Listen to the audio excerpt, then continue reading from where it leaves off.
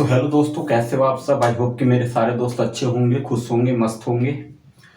आज हम वापस टेंस पे चलते हैं। पिछली वीडियो तक हमने टेंस में प्रेजेंट परफेक्ट टेंस तक कंप्लीट कर लिया था। ठीक है, आज की जो हमारी वीडियो होगी वो प्रेजेंट टेंस का एक लास्ट टॉपिक बचा हुआ है, प्रेजेंट परफेक्ट कॉन्टिन्यूअस टेंस। इसके बाद ये करने के बाद पास्ट के भी कुछ इसी वीडियो में मैं कवर करवाऊंगा।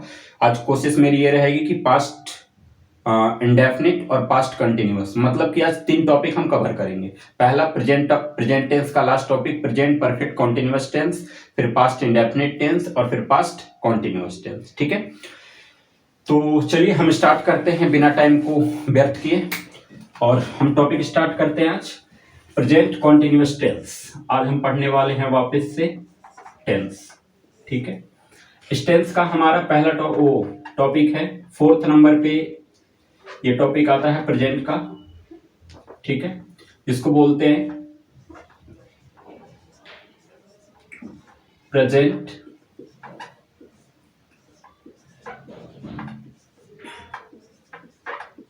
परफेक्ट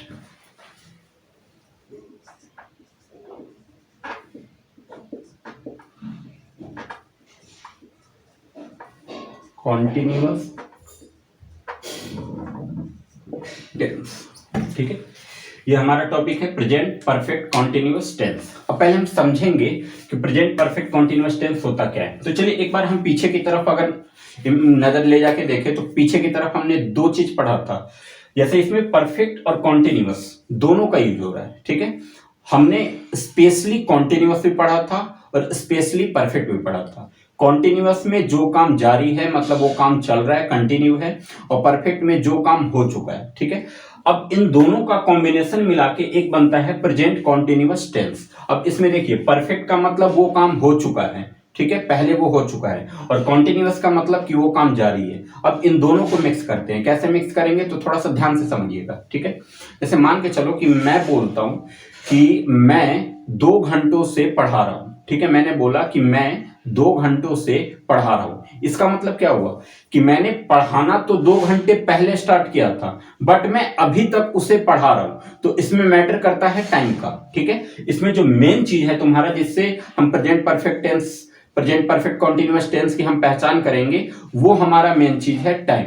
ठीक है, कि वो काम पहले मैंने स्टार्ट कर चुका है बट वो काम अभी तक जारी है। जैसे मैं कहता हूं कि मैं सन 2020 से दिल्ली में रहता रहा हूं या रह रहा हूं, तो मतलब कि ये 1 साल पहले, 2 साल पहले की बात है कि मैं 2 साल पहले दिल्ली आया था और मैं अभी भी दिल्ली में ही रह रहा हूं। तो काम पहले से, मतलब कि वो काम पहले से स्टार्ट हुआ था और वो काम अभी तक जारी है। समझ गए? तो इसमें दोनों कॉम्बिनेशन समझ में आ रहा है कैसे हुआ।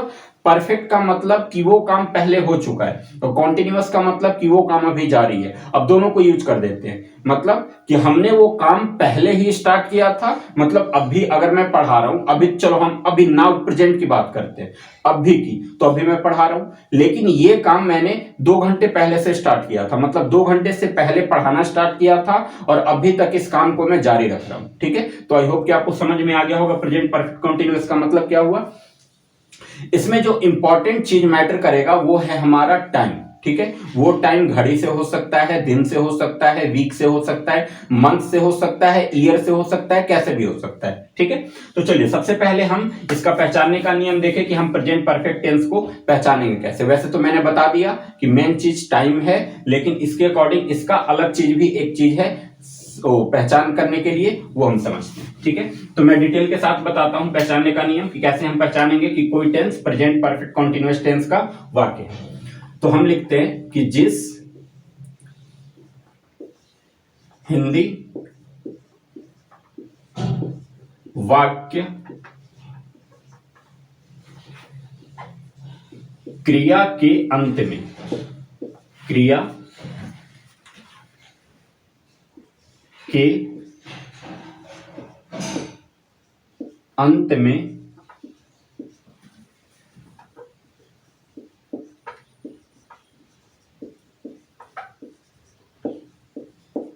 ता रहा है,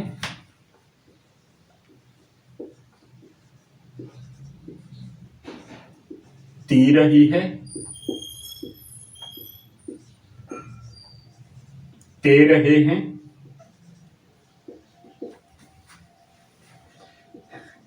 इत्यादि।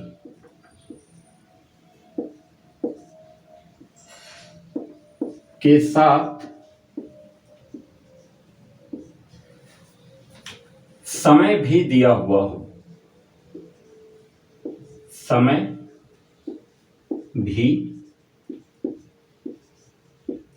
दिया हुआ हो।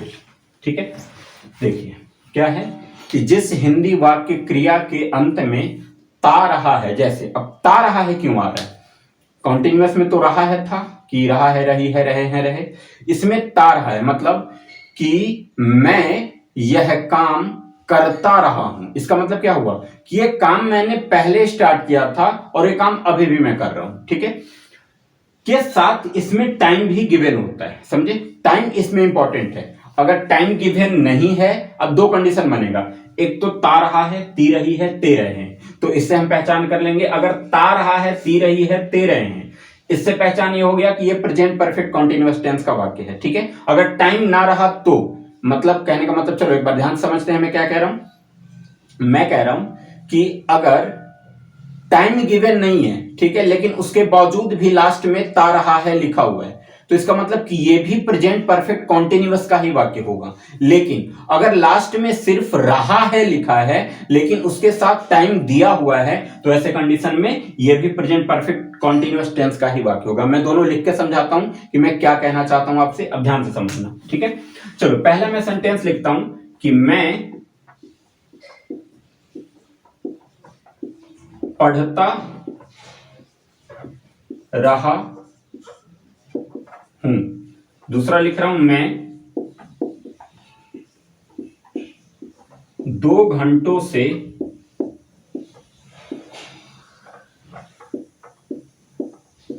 पढ़ रहा हूं।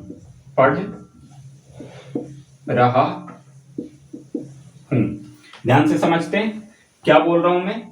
देखो पहला सेंटेंस हमारा था मैं पढ़ता रहा हूं, लेकिन इसमें टाइम मैंने नहीं दिया, मैंने सिर्फ लिखा कि मैं पढ़ता रहा हूं।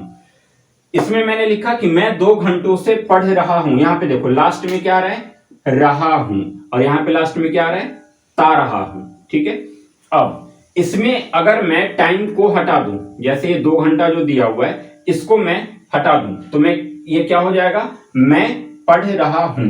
ठीक है, मैं पढ़ रहा हूं, तो इसका मतलब कि ये प्रेजेंट कॉन्टिन्यूअस टेंस का वाक्य हो गया। ठीक है, लेकिन अगर इसमें टाइम मैंने कवर कर दिया कि मैं 2 घंटों से पढ़ता रहा हूं, तो इसका मतलब कि इसमें टाइम गिवन हो गया। यहां पे लास्ट में तो रहा हूं ही आ रहा है, रहा है, रही है, रही हूं, इसी तरीके का आ रहा है। ठीक है, बट इसमें टाइम गिवन है, तो टाइम के अकॉर्डिंग ही हम प्रेजेंट परफेक्ट कॉन्टिन्यूअस की पहचान करते हैं। ठीक है, तो देखो बिना टाइम के साथ ता रहा हूं लिखा हुआ है तो भी ये प्रेजेंट परफेक्ट कॉन्टिन्यूअस के साथ है, और टाइम के साथ रहा है लिखा हुआ है तब भी ये प्रेजेंट परफेक्ट टेंस का वाक्य है। ठीक है, तो अब इसका बनाने का क्या क्या स्ट्रक्चर है पहले हम वो ना समझेंगे। ठीक, तो चलो एक बार देख लो इसको, फिर से एक बार समझ लो।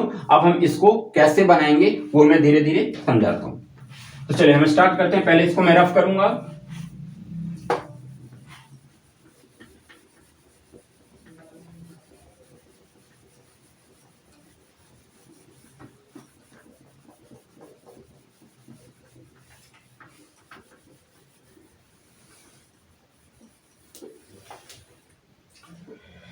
तो दोस्तों टेंस में मैंने पहले ही एक चीज बताया था कि कोई भी टेंस का वाक्य ले लो आप, प्रेजेंट का ले लो, पास्ट का ले लो, फ्यूचर का ले लो, प्रेजेंट इंडेफिनिट का ले लो, प्रेजेंट परफेक्ट का ले लो, प्रेजेंट कॉन्टिन्यूअस का ले लो, प्रेजेंट परफेक्ट कॉन्टिन्यूअस का ले लो, कोई भी ले लो उसमें वाक्य, तो उसमें क्या 3 टाइप के सेंटेंस आपके पास आएगा, एक अफर्मेटिव सेंटेंस, एक निगेटिव सेंटेंस और एक इंट्रोगेटिव सेंटेंस। ठीक है, इन तीनों का स्ट्रक्चर याद रखना बहुत जरूरी है, समझे, क्योंकि देखिए अफर्मेटिव और निगेटिव में कभी कभार कुछ चेंजिंग आ जाती है, वैसे मोस्टली तो सेम चीज रहता है, खाली नोट लगा दिया जाता है, बट कुछ कुछ में अंतर आ जाता है। ठीक है, हम समझते हैं पहले अफर्मेटिव सेंटेंस का स्ट्रक्चर कि अफर्मेटिव सेंटेंस के साथ क्या लगेगा। ठीक है, कौन सा स्ट्रक्चर यूज होगा, कैसा होगा। तो चलो हम बात करते हैं ए से अफर्मेटिव और एस से सेंटेंस। अफर्मेटिव सेंटेंस, इसका स्ट्रक्चर हो गया सब्जेक्ट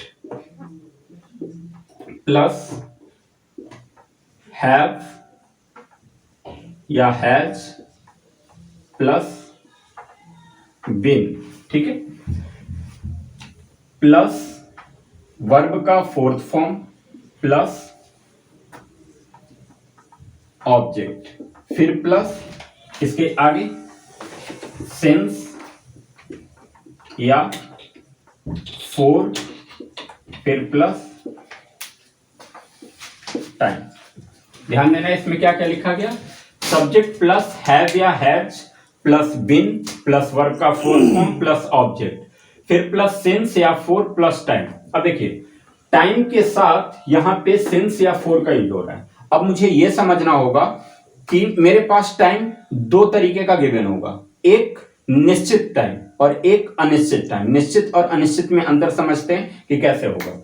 सपोज करो मैं क्लॉक से चल रहा हूं, क्लॉक यानी कि घड़ी से चल रहा हूं। अब सपोज कि टाइम मेरा क्लॉक से संबंधित आ रहा है, तो यहां से दो कंडीशन बना सकता है, या तो एक परफेक्ट टाइम बताएगा या फिर परफेक्ट नहीं बताएगा। फॉर एग्जांपल अगर एक हम बात करें तो इसका क्या हो सकता है 2 o'clock, 2 o'clock, और इसका दूसरा क्या हो सकता है 2 hours, 2 hours। ये हो गया 2 बजे से, और ये हो गया 2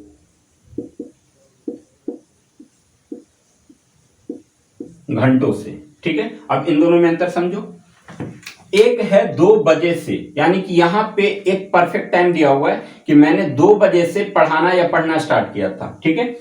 और एक है कि मैं 2 घंटों से पढ़ रहा था, ठीक। अब 2 बजे वाला ये तो एक निश्चित टाइम हो गया ना, इसमें करेक्ट दिया हुआ है कि हाँ 2 बजे से मैंने पढ़ाई स्टार्ट कर दिया था, तो ये मेरा निश्चित टाइम हो गया। लेकिन बात अगर 2 घंटों से करें, 2 घंटों से करें, तो वो 2 घंटा 10 से 12 भी हो सकता है, 12 से 2 भी हो सकता है, 2 से 4 भी हो सकता है, 4 से 6 भी हो सकता है, ठीक है। तो यहां पे मेरा टाइम निश्चित नहीं दिख रहा है, यहां पे एक करेक्ट टाइम दिया हुआ है कि 2 बजे का मतलब कि 2 बजे मैंने पढ़ना स्टार्ट कर दिया था। तो ये हो गया निश्चित टाइम, और निश्चित टाइम के लिए हम यूज करते हैं सिंस का, ठीक है।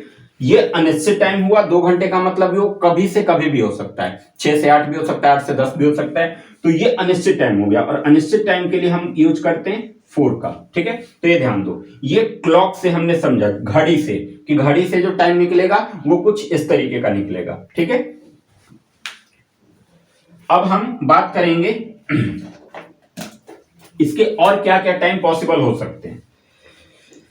तो चलो क्लॉक का तो हमने देख लिया,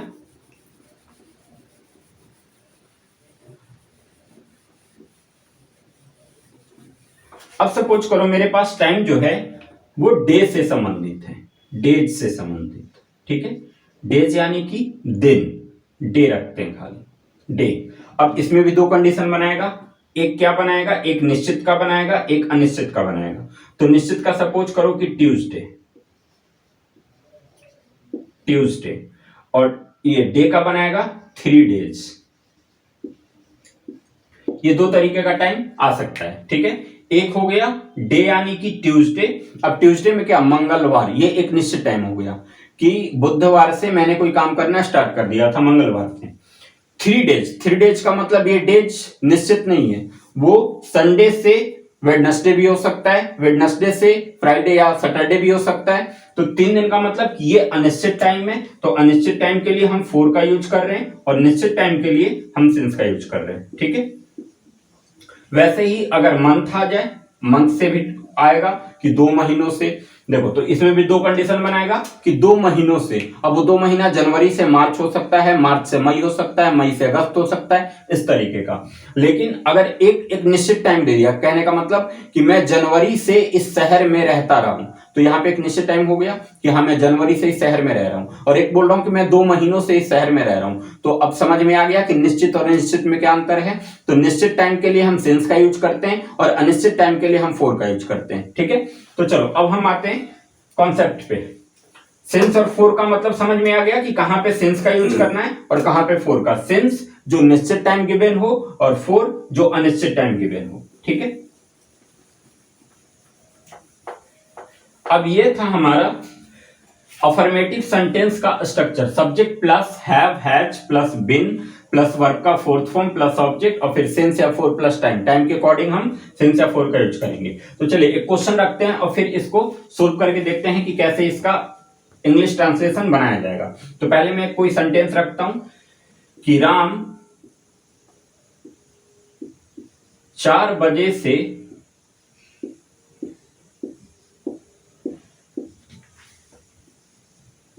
इस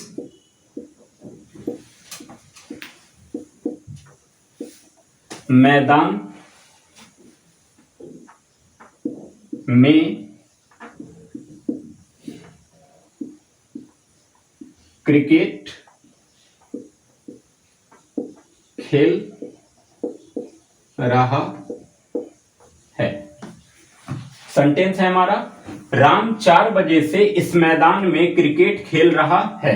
तो सबसे पहले कि हम इसमें देख रहे हैं कि इसमें टाइम का जिक्र किया गया, वहां पे तो रहा है, तो रहा है तो ये तो प्रेजेंट कॉन्टिन्यूअस में यूज होता है, रहा है, रही है, रहे हैं। लेकिन अगर रहा है, रही है, रहे हैं के साथ टाइम भी गिवन है तो टाइम जैसे ही आ गया तो बन जाएगा प्रेजेंट परफेक्ट कॉन्टिन्यूअस टेंस का। ठीक है, अब इसको इंग्लिश में ट्रांसलेट करते हैं। हमें ट्रांसलेट बिल्कुल इसी स्ट्रक्चर के अकॉर्डिंग करना है। इससे ना तो कुछ अपने तरफ से निकालना है ना अपने तरफ से कुछ जोड़ना है। जैसा का जैसा स्ट्रक्चर दिया हुआ है बिल्कुल सेम इसी स्ट्रक्चर के अकॉर्डिंग हम इसका इंग्लिश ट्रांसलेशन बनाएंगे। ठीक है, तो ध्यान से समझना मैं कैसे बना रहा हूं।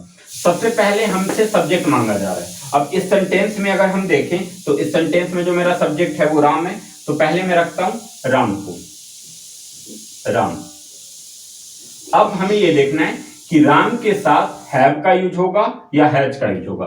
जब हमने पिछला प्रेजेंट परफेक्ट टेंस जब मैं समझाया था तो वहां पे आपको मैं एक्सप्लेन करके समझा दिया था कि कहां पे हैज का यूज करना है, कहां पे हैव का यूज करना है। चलो फिर भी मैं एक बार बता देता हूं कि प्लूरल नंबर के साथ हैव का यूज होता है और सिंगुलर नंबर के साथ हैज का यूज होता है। ठीक है, राम, अगर राम की बात करें तो राम एक अकेला बंदा ही तो है, ये सिंगल है तो इसलिए ये सिंगुलर नंबर हुआ। और सिंगुलर नंबर के साथ किसका यूज होता है, हैज का। तो राम के साथ किसका यूज होगा, हैज का, राम हैज। देखिए सब्जेक्ट हो गया, हैव हैज में से हमने हैज का यूज कर लिया। अब बारी आती है बिन की, तो राम हैज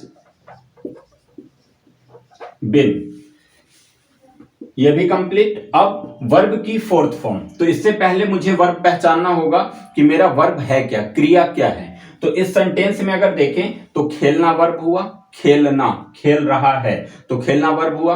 और खेलना का मीनिंग क्या होता है, प्ले। प्ले होता है first form PLAY, play first form है और इसमें हमने ING लगा दिया तो ये फोर्थ फॉर्म बन गया। ठीक है, तो Ram has been playing, verb का फोर्थ फॉर्म तक हमारा हो चुका है। अब बात करते हैं ऑब्जेक्ट। ठीक है, राम खेल रहा है, ठीक है, क्या, क्रिकेट,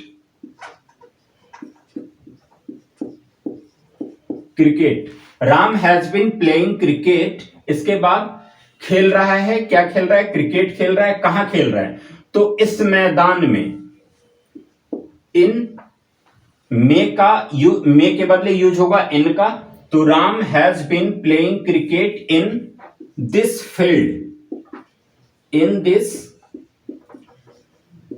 फील्ड। राम हो गया, खेलना हो गया, क्रिकेट हो गया, इस मैदान में हो गया, ये सारा यूज होगा। अब बच गया टाइम, 4 बजे से।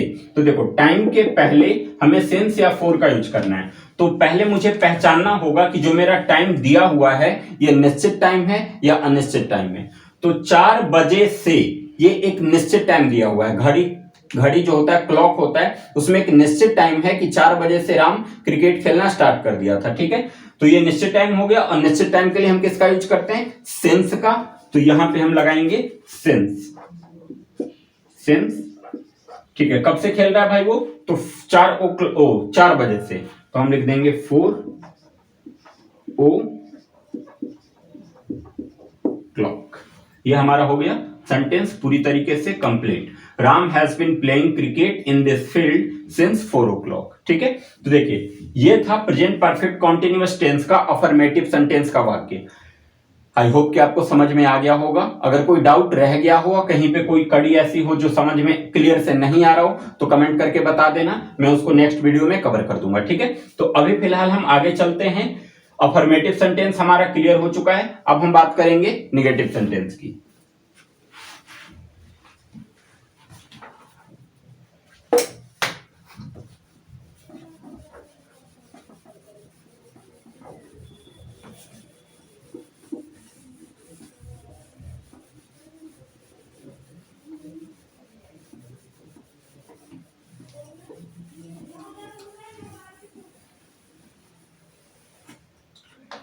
ठीक है, अगला है हमारा निगेटिव सेंटेंस। निगेटिव सेंटेंस का पहले हम स्ट्रक्चर देखेंगे। निगेटिव सेंटेंस, पहले हम इसका स्ट्रक्चर देखते हैं कि इसका स्ट्रक्चर है क्या। ठीक है, तो चलो स्टार्ट करते हैं शुरू से। पहले हमें सब्जेक्ट की जरूरत पड़ेगी, तो पहले हो गया सब्जेक्ट, फिर हैव या हैज। हैव या हैज के बाद मैंने बिन का यूज करवाया था। ठीक है, लेकिन सब्जेक्ट प्लस हैव या has plus subject plus have या हैज प्लस बिन, लेकिन अब हम जो ये निगेटिव बना रहे हैं ना, और निगेटिव में नॉट का यूज किया जाता है, तो जो नॉट का यूज करोगे आप वो हैव हैज और बिन के बीच में करोगे। यानी कि हैव हैज के बाद हम नॉट का यूज करेंगे और फिर उसके बाद हम बिन का यूज करेंगे। ठीक है, बिन हो गया, फिर वर्ब की फोर्थ फॉर्म, इसके बाद प्लस ऑब्जेक्ट। ठीक है, ऑब्जेक्ट हो गया, इसके बाद फिर से सेंस या फोर, सेंस या फोर, फिर प्लस टाइम। ठीक है, तो अब एक बार ध्यान से देख लो, निगेटिव सेंटेंस में हमने क्या क्या लिखा? सब्जेक्ट प्लस हैव या has plus not plus been plus verb की fourth form plus object plus since या फोर प्लस टाइम। ठीक है, बिल्कुल पिछले स्ट्रक्चर के ही तरह। ठीक है, सब्जेक्ट प्लस हैव या has plus not plus been plus verb की fourth form plus object plus since या फोर प्लस टाइम। इसमें एक एक्स्ट्रा चीज क्या यूज होगा? नॉट का। बाकी सब तो सेम दिख रहा है आपको। क्या इसमें कोई और अंतर है? जो हमने अफर्मेटिव में लिखा वही सेम चीज हमने निगेटिव में भी लिखा, बस निगेटिव में हमने एक नॉट का यूज कर दिया हैव और हैव हैज और बिन के बीच में। ध्यान रखना, यहां से मिस्टेक हो सकता है। अगर नॉट का यूज आप बिन के बाद करोगे तो सेंटेंस आपका गलत होगा, ध्यान रखना। ठीक है, तो हमेशा ध्यान रखो कि जब भी निगेटिव सेंटेंस बनाओ तो हैव हैज और बिन के बीच में नॉट का यूज करो। ठीक है, चलिए ये तो कंप्लीट हो गया। अब इस पे एक हम वो ट्रांसलेट करके देखते हैं कि इसको हिंदी ट्रांसलेशन कैसे बनाया जाएगा। चलिए तो दोस्तों, अब हम फिर से वापस इसका हिंदी सेंटेंस को इंग्लिश में ट्रांसलेट करते हैं। पहले मैं एक हिंदी सेंटेंस लिखता हूं कि हम लोग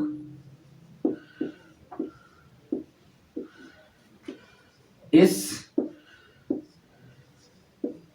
शहर में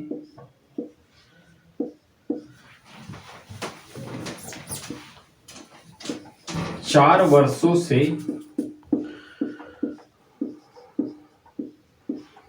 नहीं रह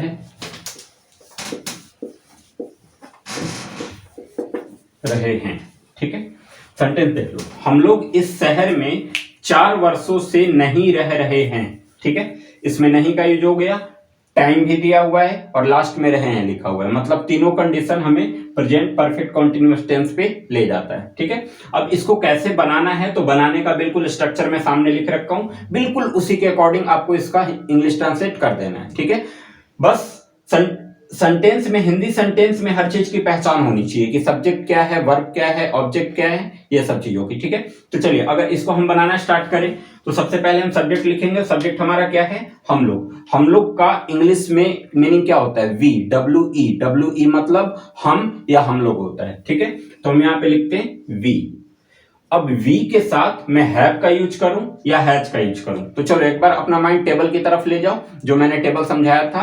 अब ये देखो टेबल में ढूंढो कि वी को मैं कहां पे लिखा था, तो वी का मतलब होता है हम लोग। हम लोग का मतलब कि ये बहुत सारे लोगों की बात हो रही है। सपोज करो कि मैं क्लास में अकेला पढ़ रहा हूं, तो मैं बोलूंगा कि मैं पढ़ रहा हूं, अब वहां पे 10-12 बंदे और आ गए, अब सबको एक साथ रिप्रेजेंट करना है मुझे इंक्लूड करके, तो मैं क्या बोलूंगा कि हम लोग पढ़ रहे हैं। ठीक है, तो पहले मैं था, सिंगुलर था, अब हम लोग हो गए तो प्लूरल हो गया, और प्लूरल नंबर के साथ हैव का यूज करते हैं, तो वी हैव सब्जेक्ट हो गया, हैव हो गया, इसके बाद नॉट, फिर बिन, फिर वर्ब की फोर्थ फॉर्म। अब इसमें समझना है कि वर्ब क्या है।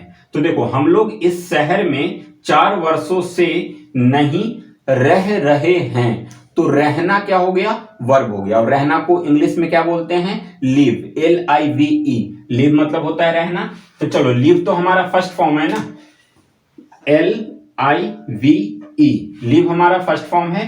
अब ई को मिटा के मैं यहां पे यूज कर देता हूं ING, लिविंग, LEVING, लिविंग का मतलब होता है, लिव का मतलब होता है रहना, और उसमें ING का यूज करूंगा तो लिविंग हो जाएगा। ठीक है, तो we have been not living, ठीक है, नॉट लिविंग नहीं रह रहा हूं, कहां, इस शहर में, तो इन दिस,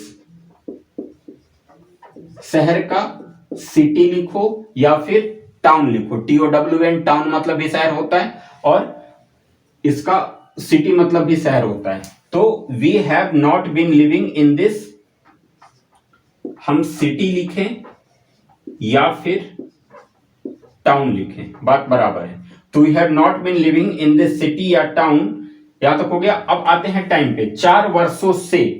अब पहले आपको समझना होगा कि जो टाइम गिवन है ये निश्चित टाइम है या अनिश्चित टाइम है।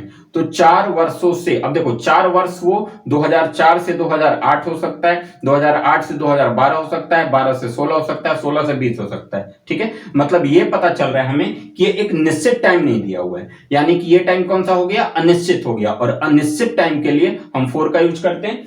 तो we have not been living in this city या town for 4 years, FOUR, 4 years। ये निगेटिव सेंटेंस हो गया कंप्लीट, कि we have not been living in this city for 4 years। ठीक है, निगेटिव सेंटेंस भी समझ में आ गया। अब हम चलते हैं इंट्रोगेटिव सेंटेंस पे। ठीक है, इंट्रोगेटिव में फिर से वही कंडीशन आएगा कि इंट्रोगेटिव में 2 टाइप के सेंटेंस निकलेगा। पहला एक सिंपल इंट्रोगेटिव निकलेगा जिसमें हाँ ना में जवाब देना होगा, और दूसरा WH वाला इंट्रोगेटिव निकलेगा जिसमें आपको एक्सप्लेन करना होगा। ठीक है, जैसे कि क्या मैं 2 घंटों से पढ़ रहा हूं, तो ये एक सिंपल इंट्रोगेटिव हो गया। हमसे क्वेश्चन पूछा जा रहा है कि क्या मैं पढ़ रहा हूं, तो मैं बोलूंगा हाँ मैं 2 घंटों से पढ़ रहा हूं। तो हाँ, ये सिंपल इंट्रोगेटिव। ऐसे कंडीशन में खाली हेल्पिंग वर्ब को पहले कर देते हैं। ठीक है, लेकिन अब मेरा सेंटेंस है कि मैं 2 घंटों से क्या पढ़ रहा हूं। ठीक है, अब देखो पहले क्या सेंटेंस के पहले था, बिल्कुल स्टार्टिंग में था तो सिंपल था, अब वो सेंटेंस के बीच में चला गया, इसका मतलब अब वो WH का बन गया। तो अब क्या के लिए स्पेशली हमें व्हाट का यूज करना पड़ेगा। ठीक है, तो ऐसे कंडीशन में खाली हेल्पिंग वर्ब को पहले रख लेते, ओ WH फैमिली को पहले रख लेते हैं, फिर हेल्पिंग वर्ब को, फिर सब्जेक्ट, बाकी का स्ट्रक्चर सेम चलता है। ठीक है, तो चलिए हम अब इंट्रोगेटिव सेंटेंस को हम एक बार अच्छे से समझ लेते हैं।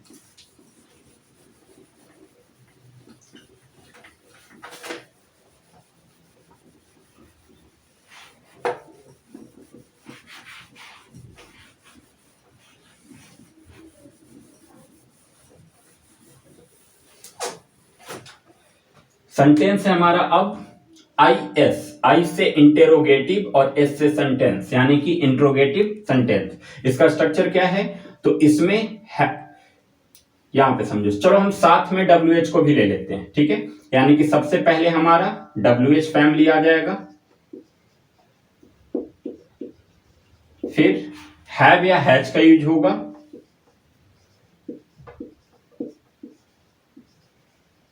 ठीक है, WH फैमिली प्लस हैव या हैज, फिर प्लस सब्जेक्ट का यूज करेंगे, फिर प्लस सब्जेक्ट का यूज हो गया। सब्जेक्ट के बाद अब देखो हेल्पिंग वर्ब तो पहले आ गया है, सब्जेक्ट के बाद हेल्पिंग वर्ब, उसके बाद वर्ब आता था, लेकिन हेल्पिंग वर्ब तो पहले आ गया है, तो सब्जेक्ट के बाद क्या हो जाएगा, वर्ब का फोर्थ फॉर्म। ठीक है, फिर प्लस ऑब्जेक्ट, और फिर प्लस सिंस या फॉर, फिर प्लस टाइम। ये हो गया इंट्रोगेटिव सेंटेंस का structure, WH family plus have या has plus subject plus verb की fourth form plus object plus since या फॉर प्लस टाइम। ठीक है, अब हम इस पे सेंटेंस बनाएंगे। जैसे मान के चलो कि पहला सेंटेंस मैं विदाउट WH फैमिली बनाता हूं। ठीक है, इसमें WH फैमिली का यूज मैं नहीं करूंगा। तो पहले मैं लिखता हूं, एक सेंटेंस लिखते हैं हम लोग। पहला, क्या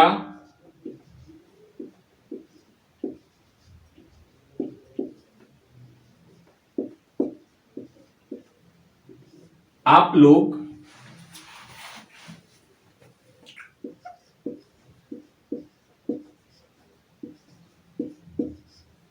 सोमवार से यह काम कर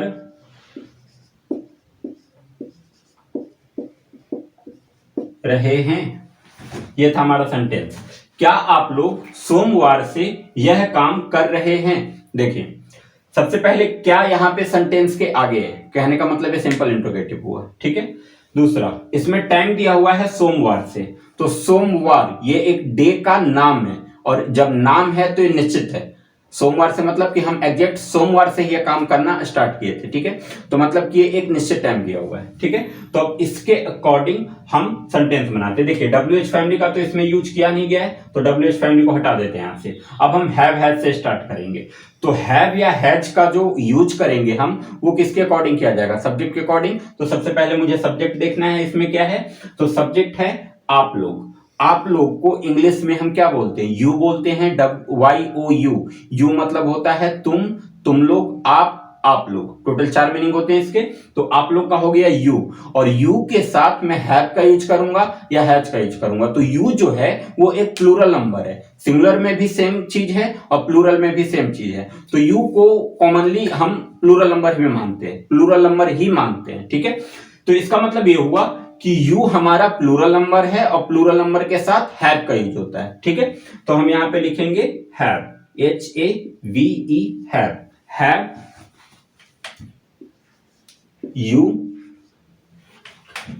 हैव यू, यानी कि सब्जेक्ट भी हो गया। अब वर्ब की फोर्थ फॉर्म, वर्ब की फोर्थ फॉर्म क्या है, यह काम कर रहे हैं। तो हैव यू, करना का मीनिंग क्या होता है, डूइंग। डू मतलब करना, और डू में ING लगा देंगे तो ये फोर्थ फॉर्म यानी कि डूइंग बन जाएगा। तो हैव यू डूइंग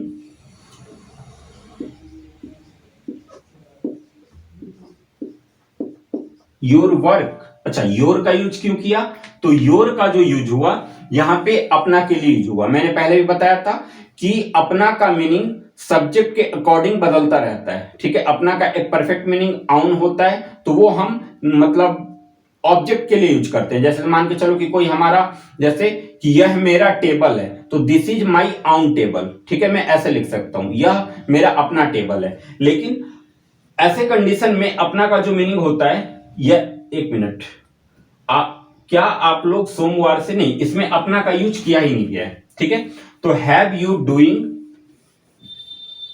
यहां पे यह काम, यह को इंग्लिश में क्या कहते हैं, दिस, THIS, दिस मतलब यह होता है। तो have you doing this work, कहां तक हो गया, ऑब्जेक्ट तक। अब सिंस या फॉर प्लस टाइम, सिंस या फॉर में से कोई एक चीज यूज होगा।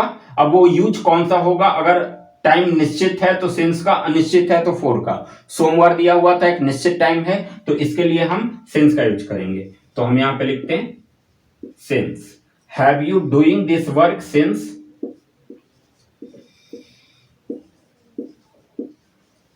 मंडे। ठीक है, तो देखो ये हमारा इंट्रोगेटिव भी कंप्लीट हो गया।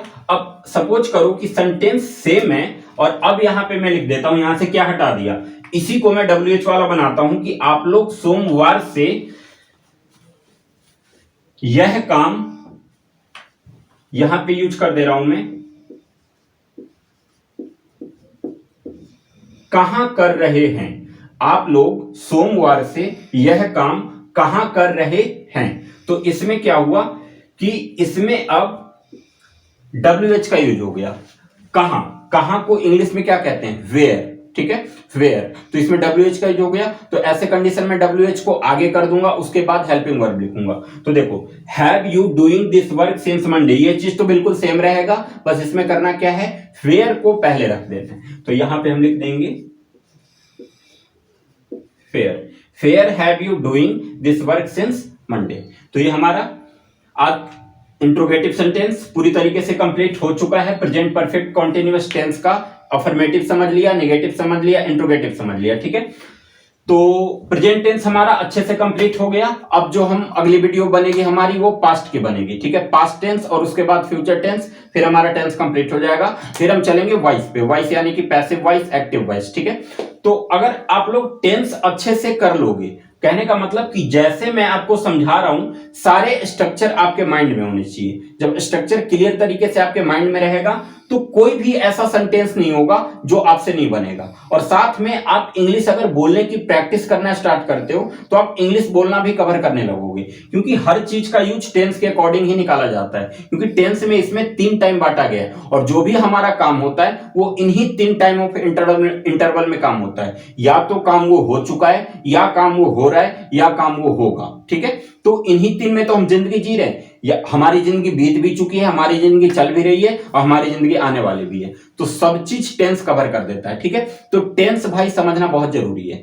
टेंस के सारे स्ट्रक्चर माइंड में रख लो बिल्कुल अच्छे से, इनके पहचानने के नियम, बनाने के नियम, हर चीज को, ठीक है, सारा चीज बिल्कुल अच्छे से याद हो जाएगा। अब एक मैं तरीका बता दे रहा हूं आपको करना कैसे है। जैसे हमारा प्रेजेंट टेंस पूरी तरीके से कंप्लीट हो चुका है, अब मैं ये चाहता हूं कि प्रेजेंट टेंस के सारे स्ट्रक्चर मेरे माइंड में आ जाए बिल्कुल क्लियरली, कि जब भी मुझे जरूरत पड़े ये ऑटोमेटिक स्ट्रक्चर माइंड से निकल के हमारे सामने आ जाए कि हाँ भाई इसका ये स्ट्रक्चर है। ये कैसे होगा, देखिए, अगर हम कोई चीज को बार बार रिपीट करें तो वो चीजें हमें याद हो जाती है, ठीक है, वो एक आदत में बन जाती है। अब वो कोई भी चीज हो सकता है, कुछ भी हो सकता है। तो चलो अगर हम टेंस की बात करें, ये टेंस हम सीख रहे हैं, हमें मतलब कि जैसे ही प्रेजेंट टेंस हो गया, प्रेजेंट टेंस कंप्लीट हो गया, अब आज से प्रेजेंट टेंस पे आप कम से कम 15 दिन का टाइम दो। उस 15 दिन में रोज के आपको आधा घंटा देना है। आधा घंटा बहुत बड़ी बात नहीं होती, आधा घंटा हम ऐसे ही गेम खेल के चैट करके हम वेस्ट कर देते हैं, ठीक है। तो दिन के आधा घंटा प्रेजेंट टेंस पे देना है, और उस आधे घंटे में करना क्या है मैं बता रहा हूं आपको। बस सबसे पहले हमने हेडिंग डाला प्रेजेंट इंडेफिनिट टेंस, ठीक है। उसके बाद उसका पहचानने का नियम लिखा कि प्रेजेंट इंडेफिनिट टेंस को हम कैसे पहचानेंगे। तो जिस हिंदी वाक्य क्रिया के अंत में ता है, ती है, ते हैं इत्यादि रहे वो टेंस प्रेजेंट इंडेफिनिट टेंस का कहलाता है। ये हमने लिख दिया। इसके बाद हर सेंटेंस का पहले अफर्मेटिव सेंटेंस का स्ट्रक्चर लिखा, फिर उस पे एक सेंटेंस मैं अपने तरफ से दिया, ठीक है। अफर्मेटिव सेंटेंस का सब्जेक्ट प्लस वर्ब की फर्स्ट फॉर्म या फिफ्थ फॉर्म प्लस ऑब्जेक्ट, ये लिख लिया। अब एक सेंटेंस देते हैं कि मेरी गाय घास खाती है, खाती है, लास्ट में ती है आ रहा है, तो प्रेजेंट इंडेफिनिट टेंस हो गया। अब स्ट्रक्चर को देखते हुए उसका इंग्लिश ट्रांसलेशन बनाओ, ठीक है, अफर्मेटिव कंप्लीट। फिर नेगेटिव का स्ट्रक्चर लिखो, उस पे एक सेंटेंस लिखो, फिर उसको बनाओ। फिर इंट्रोगेटिव का स्ट्रक्चर लिखो, उस पे एक सेंटेंस लिखो, उसको बनाओ। अब देखिए, ये 3 काम अगर हम रोज करें 15 दिन तक बिल्कुल कंटिन्यू, आपको बीच में गैप नहीं करना है। ध्यान रखना कि अगर आप एक दिन गैप कर देते हो तो आप कम से कम 3 से 4 दिन पीछे चले जाओगे, ठीक है। तो गैपिंग बिल्कुल नहीं करना है, सिर्फ आधा घंटा टाइम देना है। और 15 दिन के बाद अगर ये सारे स्ट्रक्चर या सारी चीजें अच्छे से माइंड में ना चले जाए तब आप कहना कि मैं झूठ बोल रहा हूं, ठीक है। मैंने भी भाई ऐसे ही सीखा है बहुत पहले, और वो मुझे आज तक याद है। कहने का मतलब कि कम से कम 17 से 18 साल हो गया, 17 से 18 साल पहले मैं टेंस सीखा हूं और वो मुझे आज तक याद है, ठीक है। तो उस टाइम जब मैं सीख रहा था तो मैंने यही स्ट्रेटजी अपनाई थी और इसको मैंने बखूबी ईमानदारी से निभाया था, और उसका फायदा यह हुआ कि आज तक कोई भी सेंटेंस का कोई भी पॉइंट कहीं से उठा के मेरे से पूछोगे मैं आपको क्लियरली तरीके से बता दूंगा, ठीक है। तो मैंने तरीका समझा दिया आपको कि कैसे इसको याद करना है, क्योंकि स्ट्रक्चर जब तक याद नहीं रहेगा आप सेंटेंस नहीं बना पाओगे, ठीक है। भले ही सेंटेंस पहचान लिया कि हाँ ये इस टेंस का वाक्य है और उसका स्ट्रक्चर आपको याद ही नहीं है, तो सेंटेंस बनेगा कैसे। तो प्रेजेंट टेंस हो गया पूरी तरीके से। आज के लिए हम यहीं पे रुक जाते हैं।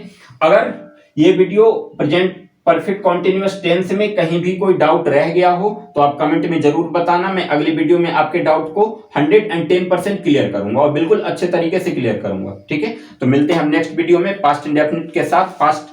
पास्ट के सारे फॉर्म कोशिश करूंगा कि पास्ट में पूरा नेक्स्ट वीडियो में कंप्लीट कर दूं।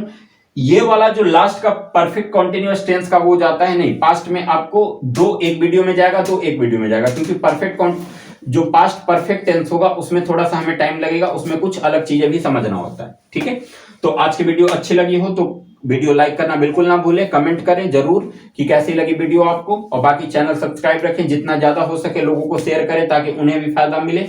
चलो मिलते हैं नेक्स्ट वीडियो में, नमस्कार।